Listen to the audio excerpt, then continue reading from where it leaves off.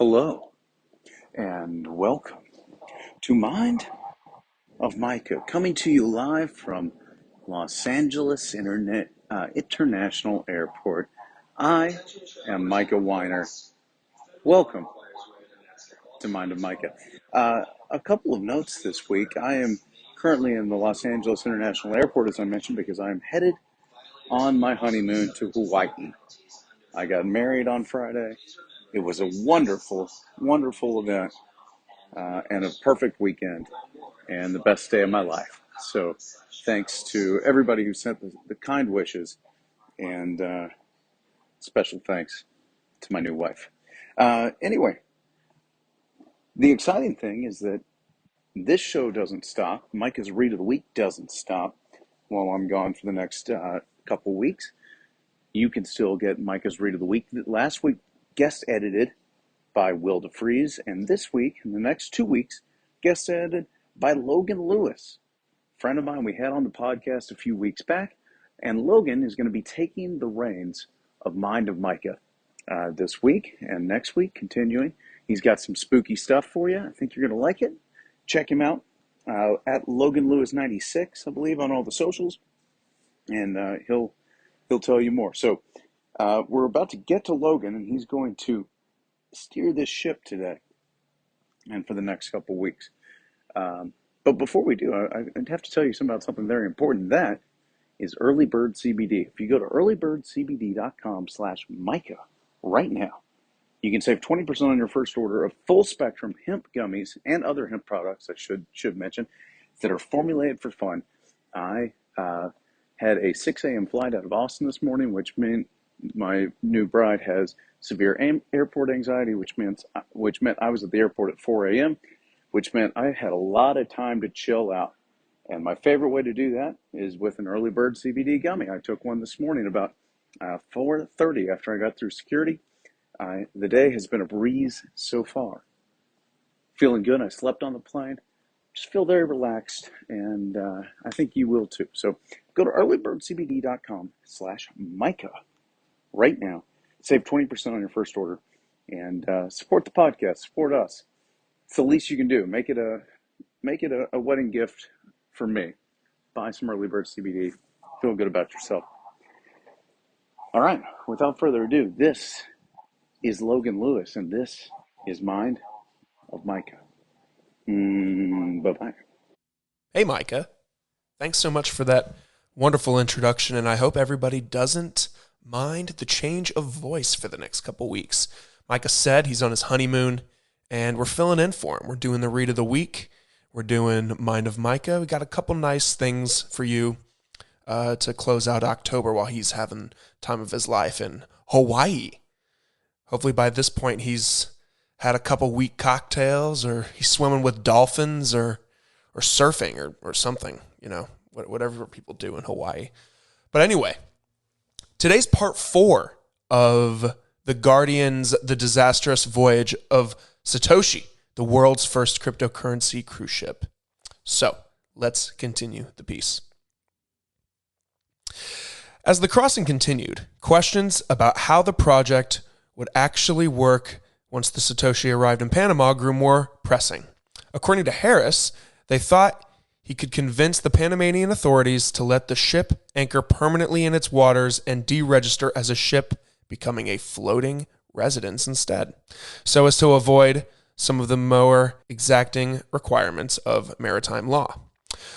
But while Panama was happy to have the ship moored off its coast, it specified that the ship had to remain officially designated as a ship, which led to another difficulty, which was the discharge of sewage. Though the ship had an advanced wastewater management system which could turn sewage into drinking quality water, that's crazy, that's wild, they were not permitted to discharge this wastewater into Panamanian waters, and so would have to sail 12 miles out every 20 days or so to empty tanks into international waters.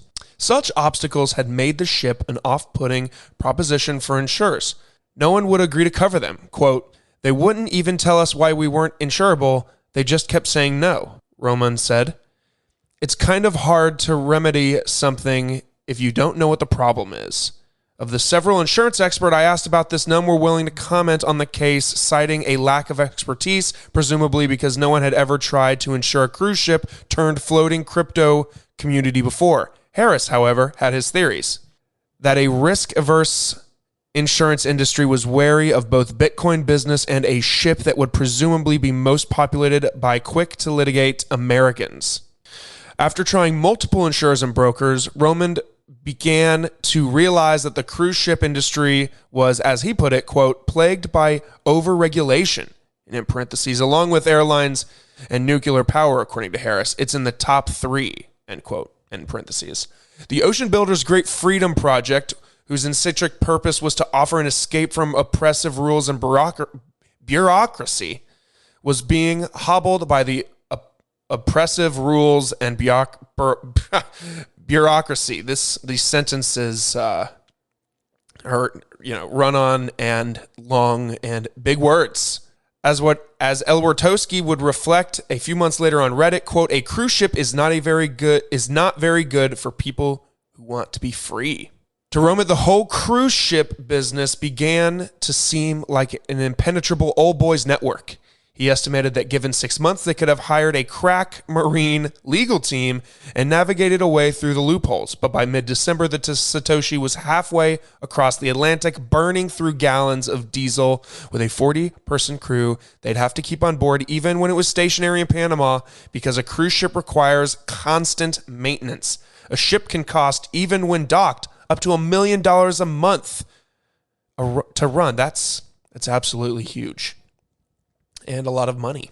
Fuel alone was costing the Ocean Builders trio about $12,000 a day. According to Harris, Coach wanted to try to make the ship more fuel efficient by installing a smaller engine, which he thought he could do while the ship was at anchor. Quote, we were like, how are you going to be able to cut a hole in the ship side big enough to get the engine out, which is below water level, and not sink the ship? Harris shook his head. His memories of Coach clearly fond. If perplexed, I was forever saying, no, Rudy, you can't do this. No, Rudy, you can't do that. Before the Satoshi hove into a view of white sands of Panama Beach, the crew had to make a call. They couldn't afford to keep the ship moored and empty for months on end while they tried to solve the insurance problem. A problem they weren't even sure they'd be able to solve. They were insured to sail her, and they could go on sailing her, but they didn't want to run a travel company. They wanted to run a floating society of like-minded freedom lovers arranged in the shape of the Bitcoin Bee. It wasn't even clear that there were enough people who wanted to do that, however. Koch admitted to Harris that the cabins weren't selling. Quote, it was almost like a fantasy, James Bondish, said one cruise industry insider, but to their credit, they believed in it. The dream was over, they realized, before it had even begun. The project was dead, although the article just auto-scrolled. Thanks for those pop-up ads. Except it wasn't quite. They owned the ship, which was still streaming across the Atlantic with Coach Harris and the crew on board. The Satoshi, already thousands of miles into a 5,500 nautical mile voyage, had traveled too far to be turned around mid-ocean, so on she sailed. They'd have to sell her, the Ocean Builders realized. But who was going to be crazy enough to buy a cruise ship in the middle of a pandemic? Only a company who wanted to tear her apart. On the 18th of December, while she was still at sea, the team announced the sale of the Satoshi to a scrapyard in Alang, India. The Satoshi was once again destined for dismemberment. On the 19th of December, the crew announced on the Viva's website that the Satoshi's journey was coming to an end. Quote, we have lost this round. The new normal, the great reset gains another victim, he wrote. Looping in the collapse of the Satoshi with a popular COVID conspiracy theory that the pandemic and its response had been stage managed by a global elite. The crew emailed their list of potential customers to let them know the ship's fate. Deposits for cabins would be refunded. The Satoshi arrived in Balba, Panama on the 22nd of December. On Christmas Eve, she anchored off the shore off the coast of Colon. Meanwhile, Elwartowski stayed in Panama City. Quote, he didn't want to get on board, said Roman. Coach spoke to Joe Quirk one evening on the phone while he was sitting in the ship's cafe drinking a bottle of wine, feeling regretful that the onboard hospital he'd planned to open to medical entrepreneurs would never come to life. Even so, Coach was utterly unboxed, reported Quirk in a Seastanding Institute blog post entitled, "How the Grinch Stole the Cruise Ship."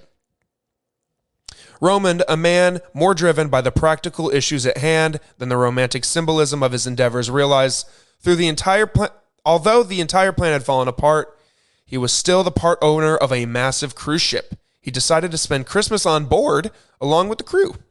Master key in hand, he wandered around the Satoshi, making sure to enter every room that said "do not enter." He toured the engine room, sat on the sun deck, and he worked. But not because he can't help working, even at Christmas, but he also went on all the water slides alone. Sounds adventurous and kind of sad. Though Romand doesn't usually drink, he had a glass of wine and called all of his friends saying, quote, "I'm on my own cruise ship for Christmas." He had the kind of good time it is perhaps only possible to have when you have just made an unbelievably expensive mistake born of desire to invent an entirely new way of living and involving the purchase of a huge floating vessel. Quote, "I was king of the ship," he said, still delighted. Even scrapping the Satoshi proved to be a debacle. After a deal had been done with the Indian scrapyard, the Ocean Builders team realized that according to Basel Convention, which covers the disposal of hazardous waste, they weren't allowed to send the ship from a signatory country, Panama, to a non-signatory country, which is India.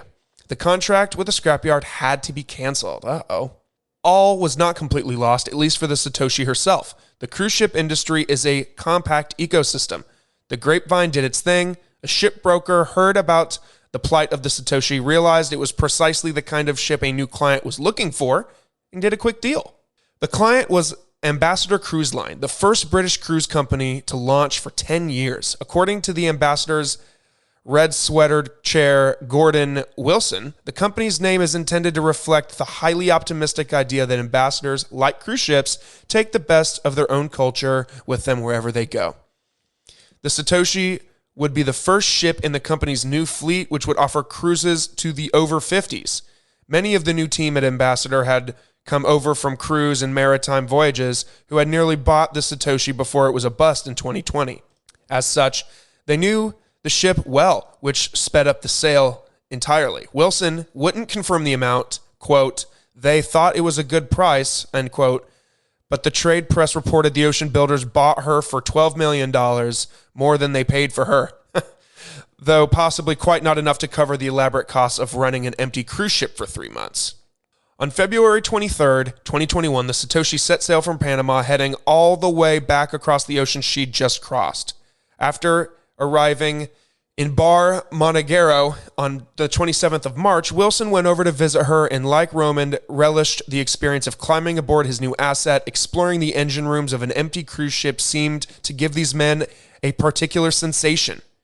Perhaps the buzz of owning something so vast and powerful, a mechanical, proprietary thrill.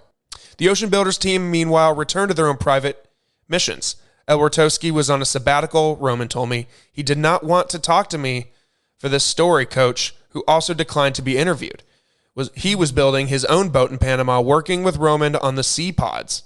Over Zoom, Romand had given me a tour of the Sea Pod factory and shown off the hulking sheets of the fiberglass that would soon form the structure. Quote, "It feels like touching a UFO. Seeing the pod's nascent form, I felt a boringly pragmatic urge to ask Romand what happened if once afloat you need to buy a pint of milk.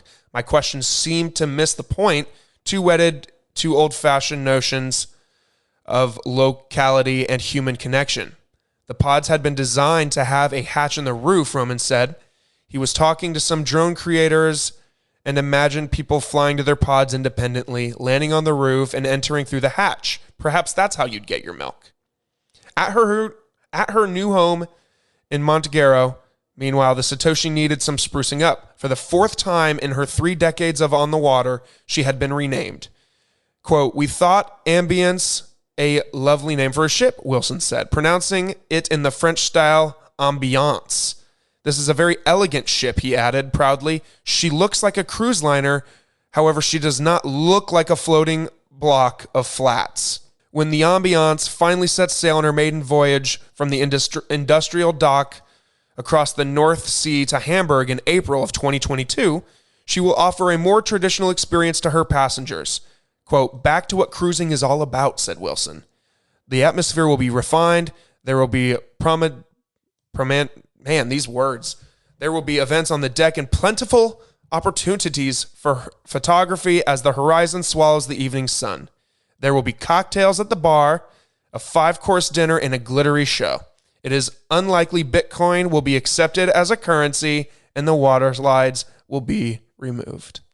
And sorry for that scrambled up, stumbling over my words situation, but that was the disastrous voyage of the Satoshi, the world's first cryptocurrency cruise ship, written by Sophie Elmhurst. And that was Mind of Micah on this fine week.